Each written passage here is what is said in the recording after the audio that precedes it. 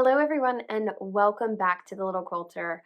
I hope you guys are having a wonderful day. We are starting the next step in the Pas de Deux quilt. So I believe this is the last section of the first month, and I'm hoping that I'm going to get it on time to get it out within the first month section. So we're going to jump into that. I'm going to be using these wonderful fabrics right here by Edyta Sitar from Laundry Basket Quilts. You guys know I love her fabrics. It's like picking through a candy shop, honestly, her fabrics, but without all the calories, which is lovely, right? So we're going to be using a lot of pinks. And then I'll just pick this up. I have this lovely palette of reds. This is all of the reds that I have. I think for this block, because this block is going to be a postage stamps block, I do wish I had more red fabric. And I thought about using some of the fabric from my stash because I do have some solids in there, but I really wanted to stick close to the fabric that I purchased for this quilt, so the Laundry Baskets fabric, rather than branching out. We'll see how it goes. I may change my mind, but I really wanted to stick true to that because I've done all of the other blocks with just Edyta Sitar's fabric, and I really wanted to stick with that for the whole quilt so that even though it's a very scrappy looking quilt, it is all from the same designer. And I know some of you guys are probably out there like, look, just use the extra fabric, it'll be fine. But sometimes we have to make goals for ourselves. We have to make some challenges in life to keep it interesting. And this is what I wanted to do whenever I started this quilt, was to make it all from her fabric line. So these are the reds that I'm working with. It'll be okay. And these are the pinks that I'm working with, which I have quite a few of those. Now, as I'm going through this, I probably will show some of the ironing and picking out of this. I did take out some of the red orangey fabrics, or kind of a peach tone to it, because I'm going to use those in a different block. I thought about using those within this block, but I decided not to. Now, the block that we're going to be doing today is a postage stamps block. And I did a little bit of research because I wasn't actually aware of what postage stamp mean. And so basically a postage stamp quilt is a quilt that is made, usually the squares are cut 1.5 inch by 1.5 inch, and they're sewn to be really small, so like a postage stamp. In this instance, Rachel Hauser, who designed this quilt, I don't think that the squares are that size, and they're also done in a little bit of a diagram rather than just willy-nilly sewn together. So it is going to have a scrappy look in that the reds and the pinks will be kind of willy-nilly sewn together, but it's going to be in a design, an overarching design, kind of like when you look at a crop circle, right? When you just look at the crop circle, it looks crazy, but when you come back, you have that beautiful design. And as always, if you guys have questions, comments, leave them down below. If you're interested in the pattern that I am using, the Pas de Deux Block of the Month quilt pattern by Rachel Hauser, that is linked down below as well. And the fabric that I'm using is by Edyta Sitar from Laundry Basket Quilts. So with all of that aside, let's go ahead and jump into quilting this.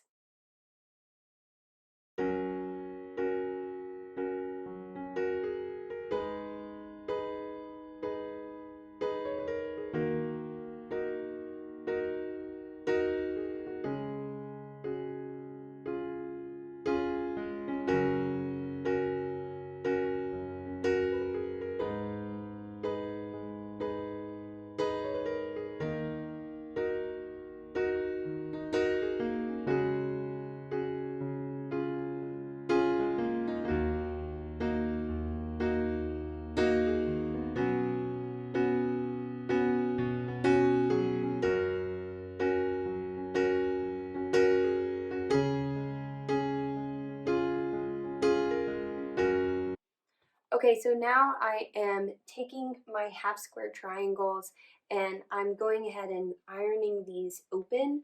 I did use my 1/4 inch seam tape on the sewing machine to do the sewing, and I think I have some areas to learn on that, because although I feel like I'm following it really, really well, I'm not seeing the results that I really want to see with that. So I don't know if you guys have experienced this as well. So I have this one, which looks pretty good. That's a nice 1/4 inch. And then I have some that look like this. That's not a 1/4 inch. I don't know what happened.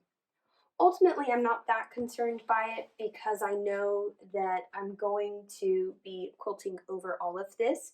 And I'm not too concerned as well because I'm going to be cutting these all down to size. So that part is not too worrisome for me, but it would be nice to be able to do it correctly. So if you guys have any tips or tricks on that, then let me know. I mean, it's fairly easy to set up. You just mark where your 1/4 inch line is. When I sew it, it's a 1/4 of an inch. So I need to maybe just be more careful as I'm actually sewing down that line. So the goal of the 1/4 inch seam tape is to help me to do it faster so I don't have to mark the line down the center. You know, in certain ones where I'm not cutting these down, so I'm cutting these down and I know I'm going to be doing a lot of quilting over this quilt, I'm not too worried that some of these seams are more of like 1/8 of an inch, but it would be nice to be able to do it right. Also, I'm very happy with how this fabric is working out. You know, I think there were a few that I was a little nervous about. So I know I mentioned earlier, so this fabric right here is actually one that did not come in my fabric bundles, but I actually had this from my Christmas quilt. It is Edyta Sitar's fabric, so it was from the Pinehurst Christmas quilt kit that she had and last year, and I think that was one of my first videos, was me quilting that Pinehurst kit. I have a new quilt for Christmas this year, and I'm hoping that it goes really well because last year I ended up, they didn't have the Christmas party, so I ended up giving it to my mother-in-law, which she was very happy with. But it would be fun to do it as the giveaway at the family Christmas party. I think that would be fun. So I do have that quilt picked out already, and I actually have the fabric and everything for it too. So when I'm ready to get started on that, maybe after this, maybe we do Christmas in July. What do you guys think? It's a pretty fun little quilt kit that I got for it. So, oh, but back to this. I'm really liking the fabric here. So I tried not to be as fussy. Some of you guys had mentioned I was being a little fussy in the last video. I'm trying not to be as fussy in picking them out, but I did kind of match them up a little bit. I think this one is one of my favorites. I really love this fabric right here. I don't know, it's just really pretty. So I tried not to be as picky about it, but I'm going to keep ironing these, and then I'm going to move on to sewing these together. I think there's a certain amount that I have to sew together, and then I'm going to be working on, I've got all of my little squares here, my postage stamp squares. There are several different shapes I got to do, so we'll do that too.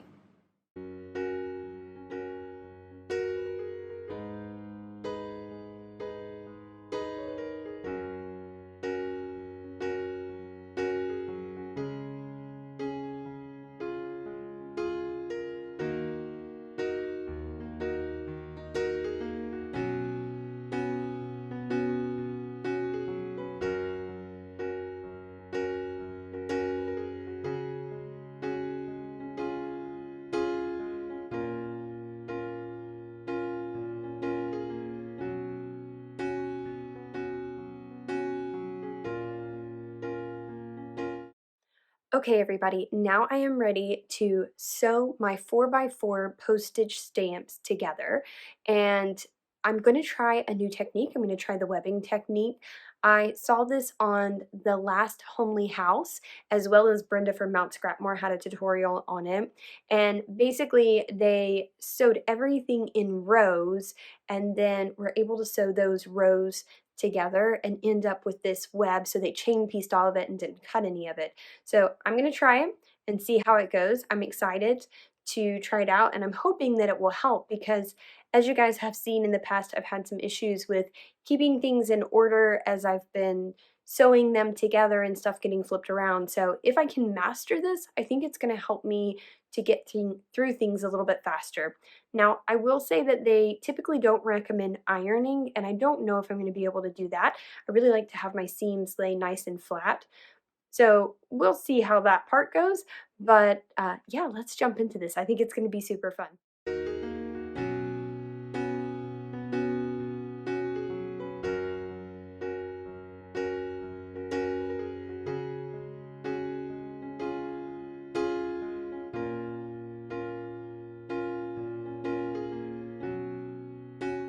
Okay, so you do have to have some uh, thread bunnies or something to start and stop. So I've been using um, basically anytime I have a design that results in part of the quilt being cut off. So this was a part of a square that got cut off. I've saved those and I'm making them all into little half square triangles. I have no idea what I'm going to do with them once I amass enough of them. And honestly, I'm really good at doing this part. I'm really terrible about ironing these together. So I'm going to have to take one day and just iron these little boogers together or apart and iron them flat so that they look nice. But then I'm not really sure what I'm going to do after that. So we'll see what happens with those. But to the more exciting part is I think it actually turned out. So I did the webbing. Isn't that pretty cool? I think that's pretty neat. So now they would say that you can take this, fold it over, and then you can sew all of your rows together easily. I am going to iron first. I know you don't have to, or maybe that's against it, but I really like a nicely iron. I think it just lays flat, it looks nice, there's no wrinkles, all of that. So I'm going to go through and iron this first, and then we're going to lay this down and go ahead and sew across it. But I think this worked out really nicely. And even if you just did it for a section of a quilt, maybe you don't do the whole quilt, like maybe that's too much, but maybe you take a 9 patch, like I could have done with a kite and a square quilt, and done like a 9 patch at a time. I think that would have made it go even faster than what it did. Now, obviously, you have to keep those in line, but still, I generally would do a section at a time anyway. So this is really handy, I think. I'm pretty excited. Okay, so we've got to cut all of these little bits off first. So these are sort of the start and stop. That's the one thing that I would say is that if your machine, when you're chain piecing, you don't have something to continue that thread through, or then you might want to work on that if you decide to do this webbing. But I'm really excited. Now you can see here, I went through and ironed those. This is a small piece, so it didn't take that long to do that. And I liked that. I thought it was nice and neater whenever I went to sew them. And I think that as I do this, the block will lay a lot flatter than if I had just not ironed them first and just done what a lot of people recommend doing, which is just to iron, to do a finger press one way or the other. But it really didn't take that much longer. And the other side of that is that you are saving so much time by doing this that adding that little bit of ironing to it really, I mean, I still think I got through this 4x4 postage stamp block pretty quickly, actually. Now, here is something that's interesting is I've got, so if you're wanting to iron these open, I think I'm going to have to go through and snip these because they're restricting my ability to iron it open. There we go. It didn't do it on the other ones. I guess my thread between them was longer. Okay, let's do this last block and then we'll flip it over and see how it turned out. Wow, now that's pretty fun. I like to do another little press. Also, my iron's not on. Let's turn it on. I mean, it's still hot, but I don't think we're getting it as flat.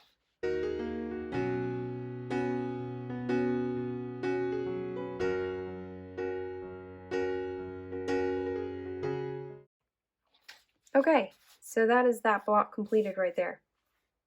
That looks pretty cool. This, I will say, you can definitely see where these are the ones that I pinned, and this is the one that I didn't pin, and it's off just a smidge. I mean, it's not horrible, but it is off a smidge, and so for me, I would pin this.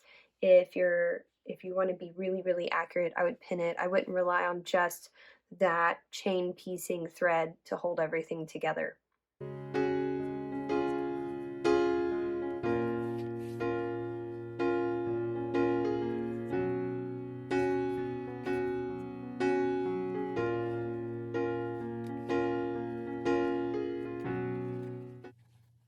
Okay, everybody, so I have finished part of the final part of month one, and I just wanted to at least get this part finished so that I could show you how it looked. Actually, I think I'll probably hang it this way because I like that the horses' heads are going in the right directions there. So it'll probably go this way on the quilt, and I think it's turned out really well. You know, all in all, I think the seams ended up nicely. They're not all perfect, but I think it ended up nicely. And I think the scrappiness of it looks really good as well. I think what a time to have started working on the webbing piecing. Oh my gosh, for this quilt, that has been so helpful for this part. So all of these little squares here that I did, as well as some of the other parts that have these little pink ones, which I think is so beautiful. Her fabric is just so gorgeous together.